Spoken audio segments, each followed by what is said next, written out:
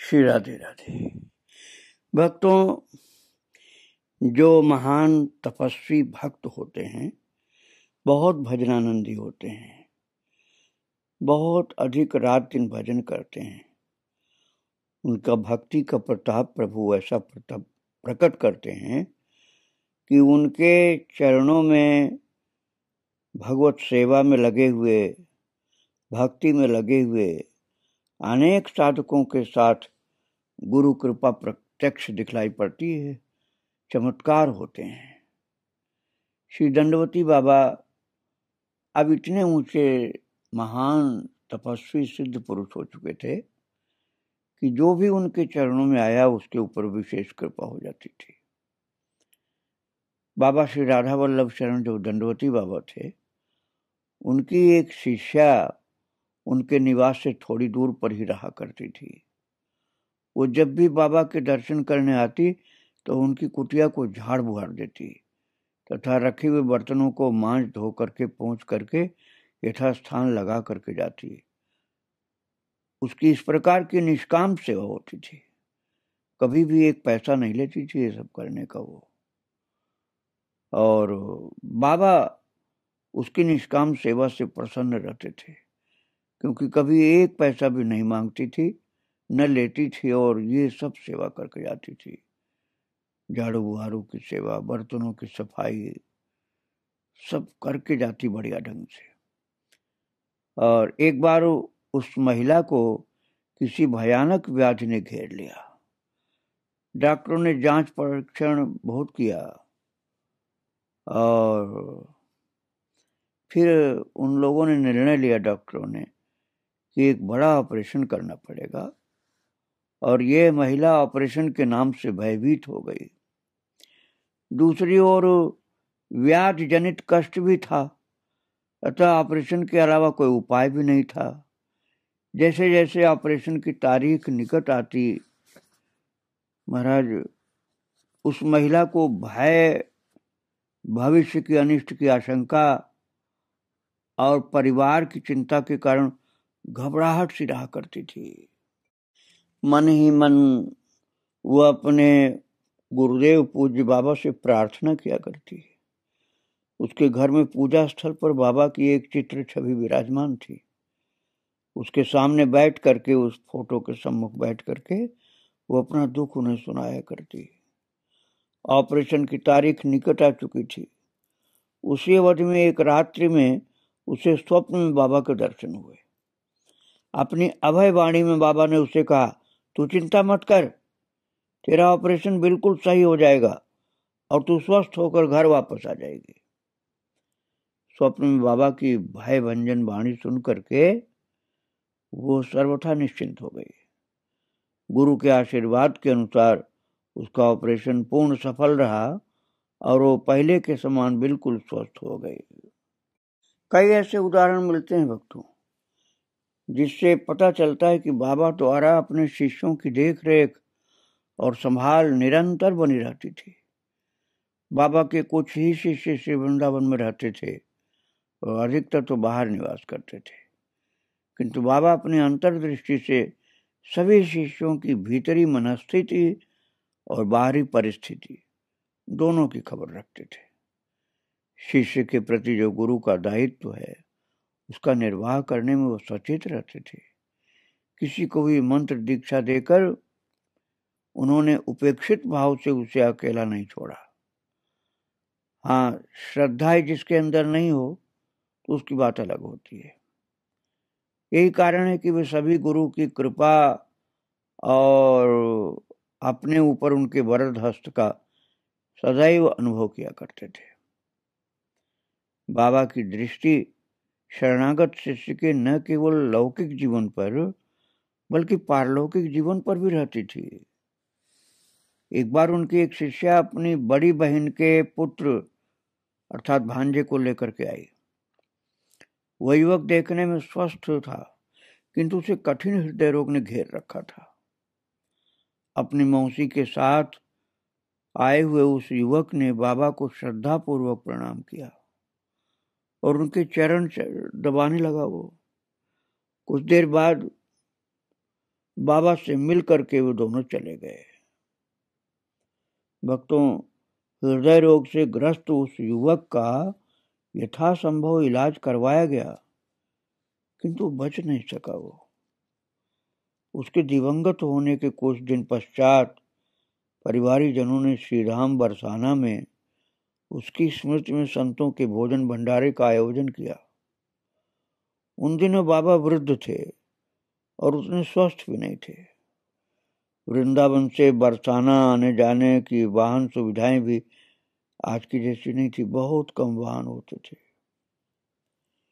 इन कारणों से इस भंडारे के कार्यक्रम में बाबा का जाना कठिन था, किंतु भंडारा प्रारंभ होने के कुछ देर पहले ही बाबा अचानक वहां आ गए। उपस्थित शिष्यों ने बाबा को प्रणाम किया। बाबा के अनायास आने पर वे सब विस्मित थे। तब बाबा ने उनसे कहा कि आता कैसे नहीं, उस लड़के ने एक बार मेरे पैर दबाए थे, उसका उद्धार तो मुझे करना ही है। पूज्य बाबा के इस वाक्य में उनकी करुणा, उदारता और शिष्य वत्सलता का दर्शन हुआ। शरणागत के प्रति अपनी कर्तव्य परायणता भी इससे सूचित होती। भक्तों, इसमें संदेह नहीं कि गुरु के समर्थ होते हुए भी शिष्यगण अपने अधिकार के अनुसार ही लाभान्वित हो पाते हैं। ऐसा सर्वत्र ही होता है। श्रद्धा होनी चाहिए गुरु के प्रति। महापुरुषों से जुड़ने वाले लोग अपने अपने रुचि और संस्कारों के अनुसार ही अपने लक्ष्य का चुनाव करते हैं। कुछ ही भाग्यशाली भागवत प्राप्ति के मार्ग पर गंभीरता से चलना चाहते हैं। शेष लोग महापुरुषों से जुड़कर भी उनसे अपनी लौकिक कामनाओं की पूर्ति करने के प्रयास में ही लगे रहते हैं।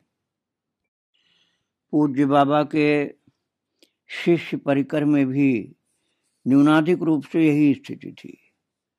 ऐसा होते हुए भी बाबा अपने सभी शिष्यों को सदैव सन्मार्ग की शिक्षा प्रदान करते थे।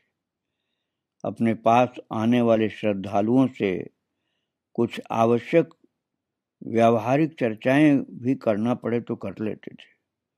उनका कुशल क्षेम भी पूछ लेते थे और बाबा सबके कल्याण के लिए भक्तमाल ग्रंथ की मधुर कथाएं अर्थात भक्तों के चरित्र सुनाया करते थे। इसके पीछे उनका लक्ष्य होता था कि घर गृहस्थी के काम धंधों में उलझे हुए ये लोग कठिनाई पूर्वक कुछ समय निकाल करके आ पाते हैं, इसलिए इनको ऐसी चर्चा सुनाई जाए जिससे इनका कल्याण मार्ग प्रशस्त हो।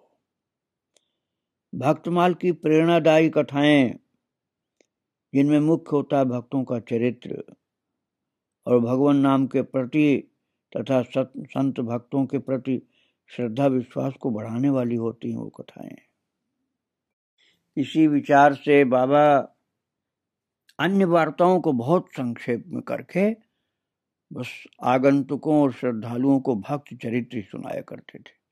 दूसरी वार्ता कुछ शब्दों में ही समाप्त कर देते थे। पूज्य बाबा अपनी अंतर्दृष्टि से शिष्य की समस्याओं को बिना बताए भी जान लेते थे। इससे संबंधित अनेक घटनाएं प्राप्त होती हैं। एक युवक ने उनसे आग्रह पूर्वक मंत्र दीक्षा ग्रहण की। उसका निश्चय श्री वृंदावन वास करते हुए दृढ़ता से भजन मार्ग पर अग्रसर होने का था। गृहस्थ जीवन शैली का अनुसरण करके घर परिवार से जुड़ने का उसका विचार नहीं था और इसी कारण से उसने बाबा से प्रार्थना की कि आप मुझे विरक्त वेश दीक्षा दे दीजिए बाबा। बाबा को उन दिनों श्री वृंदावन से कुछ किलोमीटर दूर किसी स्थल पर विशेष कोई स्थल था, वृंदावन से बाहर थोड़ा, वहां जाना था। इसलिए वे उस युवक से यह कहकर कि तुम अमुक आश्रम के महंत जी द्वारा विरक्त दीक्षा ग्रहण कर लो, वहां चले गए, ऐसा बोलकर। और बाबा उनके जाने के पश्चात जब उस युवक ने बाबा के निर्देश के अनुसार उस महंत जी से विरक्त दीक्षा लेने की प्रार्थना की तो उन्होंने किसी कारणवशात उसे अस्वीकार कर दिया। इधर बाबा भी वृंदावन से बाहर थे। अतः विरक्त दीक्षा का उनका मनोरथ पूर्ण नहीं हो सका उस व्यक्ति का। उस युवक ने इस परिस्थिति का लोगों का सुनाया अपने अनुभव की बात, और उस समय तो नहीं बताया, बाद में बताया। और उस समय तो बाबा के लौट आने की प्रतीक्षा करता रहा। कुछ दिन पश्चात जब वो वृंदावन लौटे तो उससे मुलाकात हुई, उसकी मिले हो, और मिलते ही बाबा ने उस युवक से कहा कि उन महंत जी से विरक्त दीक्षा नहीं हो पाई ना, उन्होंने मना कर दिया ना, किंतु चिंता की कोई बात नहीं, अब मैं ही तुमको ये दीक्षा दूंगा। मुझे मालूम है कि उन्होंने मना कर दिया होगा। बाबा के मुख से ये बात सुन करके ये युवक जो था दीक्षा लेने वाला चकित रह गया कि मैंने तो बताया नहीं है, बाबा को पता है कि उन्होंने मना कर दिया। क्योंकि बाबा के बाहर जाने के पश्चात इस चर्चा को तो उसने किसी से किया नहीं, और उस समय मोबाइल का प्रचलन नहीं था। तो ऐसी स्थिति में उसको बड़ा आश्चर्य हुआ कि बाबा को सब पता कैसे चला बिन बताए। और भी घटनाएं ऐसी प्राप्त होती हैं जिनसे पता चलता है कि शिष्य की परिस्थिति या मानसिक प्रवृत्ति को बिना किसी के बताए भी बाबा जान जाते थे और कृपा भी करते थे। वक्त तो मैंने आपको पहले सुनाया था कि 5 फण वाले सर्प का दर्शन हुआ था, एक विस्मयकारी घटना है। उसी प्रकार एक और प्रसंग बाबा के साथ कभी कभी सुनते थे भक्त लोग। ऐसी घटना घटी थी। दंडवती बाबा, जिस समय दंडवती बाबा अर्थात दंडवत करते रहते थे गिरिराज जी की परिक्रमा में, तो अब तो बहुत भीड़ होती है, उस समय भीड़ नहीं होती थी, न रुकने की ऐसी जगहें बनी हुई थी, अब तो तमाम गेस्ट हाउस होटल सब हैं। परिक्रमा में वृक्ष और लताएं ही होती थी, जंगल वृक्ष लताएं यही होती थी परिक्रमा में। कोई भवन कहीं नहीं मिलता था। कहीं कहीं परिक्रमा से कुछ दूर ही छोटे वन क्षेत्र भी थे। ऐसे किसी वन क्षेत्र में जो परिक्रमा से प्राय लगा हुआ ही था, बाबा को एक बार सिंह के दर्शन भी हुए। वह सिंह छोटे कद का था, और ये भी कह सकते हैं कि सिंह का बच्चा शायद रहा हो। उसे जिन शब्दों में बाबा वर्णन करते थे, उसे ये धारणा बनती थी कि छोटे कद का सिंह था वो। और वन क्षेत्र में रहने वाले उस सिंह का वर्णन बाबा ने अन्य स्थानीय ब्रजवासियों से किया, तो उनमें भी किसी ने किसी के उसे देखने की बात बताई, और ये भी कहा कि वो छोटे कद के सिंह के रूप में हमें दिखाई दिया था। लगभग 60 वर्ष पूर्व श्री गिरिराज परिक्रमा से इतना निकट सिंह की उपस्थिति को अन्य दृष्टियों से समझा जा सकता है। किंतु भक्तों, विस्मित करने वाले इस प्रसंग का एक आध्यात्मिक अर्थ भी हो सकता है। गिरिराज ब्रजभूमि में विराजमान एक प्रत्यक्ष दिव्य निधि है जो श्री कृष्ण से सर्वथा अभिन्न है। 7 कोस में फैले हुए गोवर्धन अपने आप में स्वयं एक विशाल मंदिर है। वस्तुतः श्री कृष्ण स्वरूप होने के कारण विशाल मंदिर हैं वो, और नंदनंदन के ही अचल विग्रह हैं जो कलयुग के जीवों पर कृपा करने के लिए ब्रजमंडल में सबके दृष्टिगोचर हो रहे हैं।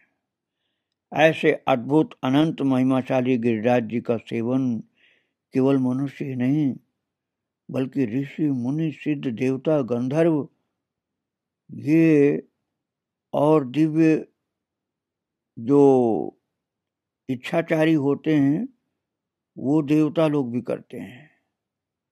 और भक्तों, तलहटी में पहुंच करके गिरिराज गोवर्धन का दर्शन, पूजन, भजन, परिक्रमा आदि के द्वारा भक्त लोग सेवा करते हैं और आनंदित होते हैं। बाबा द्वारा बताई गई सिंह वाली घटना से यही भाव बनता है कि ऊपर जो मैंने अभी सुनाया आपको, इन देवता ऋषि मुनियों में से कोई उस सिंह के रूप में आए होंगे, क्योंकि बाबा ने कहा कि छोटे कद के सिंह थे वो।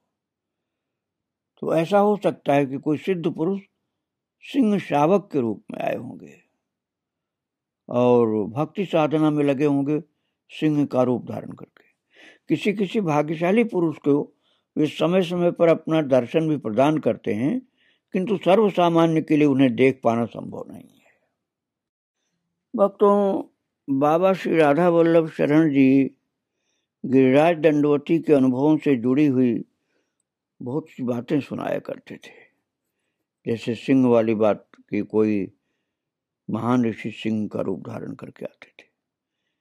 यद्यप संत का स्वभाव अपने दुर्लभ अनुभवों और उपलब्धियों को प्रकट करने का नहीं होता है, लेकिन कोई बहुत ज्यादा प्रेमी मिल जाए तो प्रकट भी करते हैं, सामान्य लोगों से नहीं करते।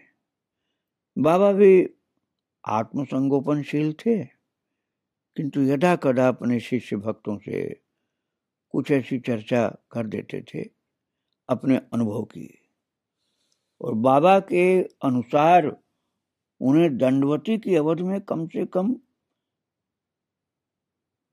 3-4 बार ठाकुर जी के छद्म वेश में दर्शन हुए। छद्म रूप से तात्पर्य ठाकुर जी का अन्य किसी रूप को धारण करना और फिर बाद में बता देना कि मैं इस रूप में आया था।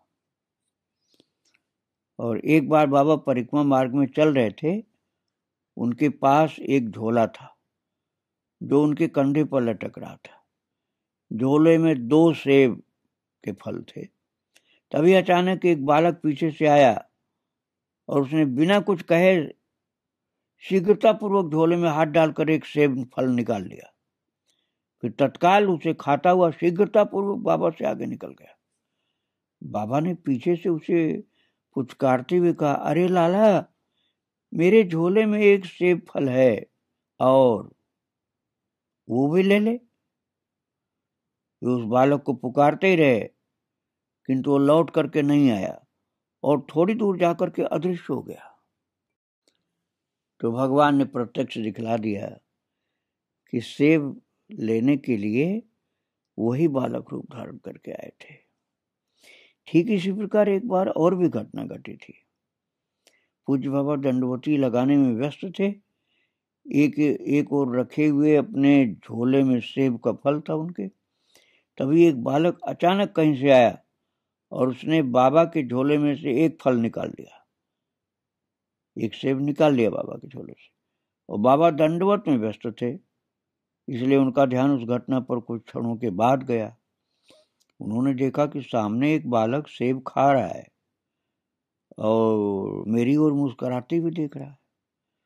तो उससे कुछ पूछ पाते इसके पूर्व ही वो दृष्टि से ओझल हो गया।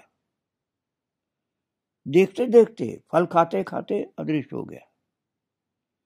इस प्रकार 2 बार गिरिराज धरण ने उन्हें छद्म वेश में, अर्थात भगवान कृष्ण ने छद्म वेश में दर्शन देकर के 2 बार सेब खाने का दर्शन कराया था।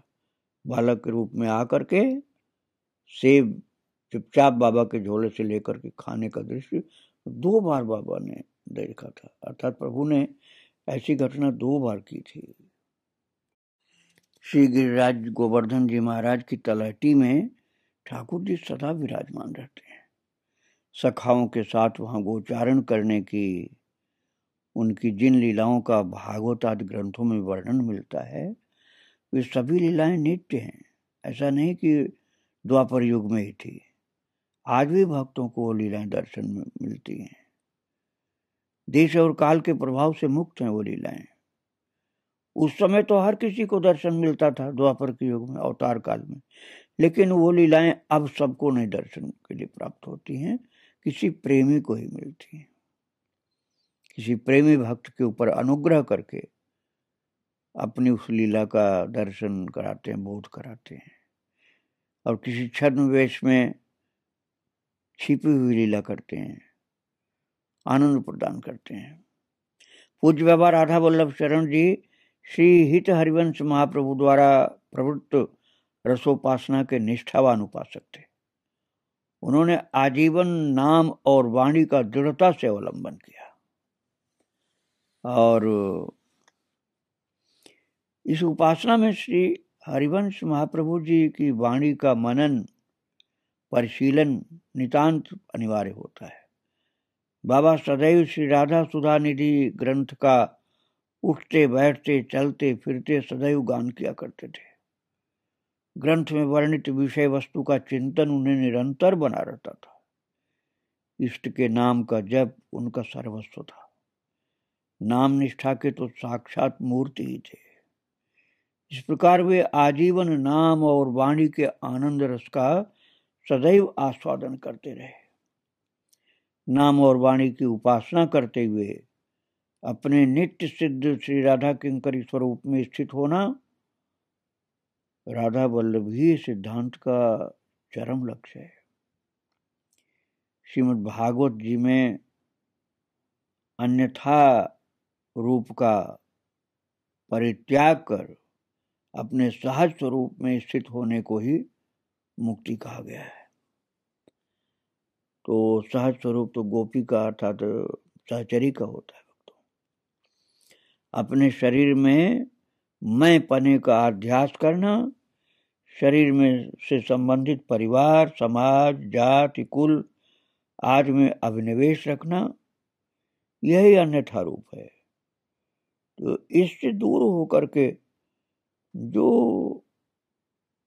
वास्तविक स्वरूप है, उपासना वाला स्वरूप, उसमें स्थित हो जाता है भक्त, जिसको सहज स्वरूप कहा गया है।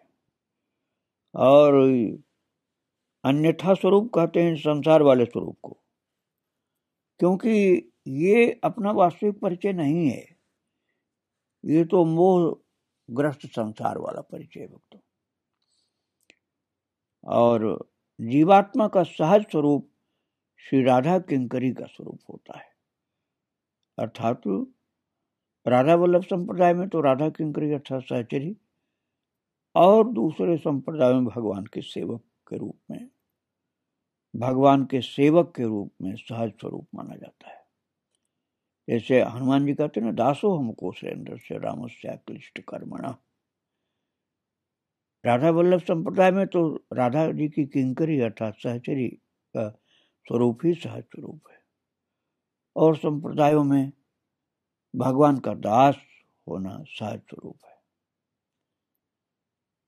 ज्ञान मार्ग में भगवान के ही स्वरूप को अपना स्वरूप माना जाता है। भक्ति में तो भगवान का दास मानना अपने को यही सहज स्वरूप होता है। अपने इसी स्वभाव सिद्ध रूप में राधा वल्लभ संप्रदाय में रसोपासना जो होती है, अर्थात सहचरी रूप में जीव रह करके श्री राधा रानी की सेवा में लगा रहता है, पुरुष रूप में नहीं, सखी रूप में। जैसे जैसे उपासक भ्रमवशात माने गए अन्यथा रूप से अर्थात सांसारिक स्वरूप से अपने चित्त को हटाता है, वैसे वैसे उसे सहज स्वरूप की स्मृति और उसमें स्थित बढ़ती चली जाती है। बाहर से देखने पर वो और लोगों के समान शरीर में आबद्ध सामान्य जीव ही प्रतीत होता है, किंतु भीतर से उसकी स्थिति भिन्न प्रकार की होती जाती है।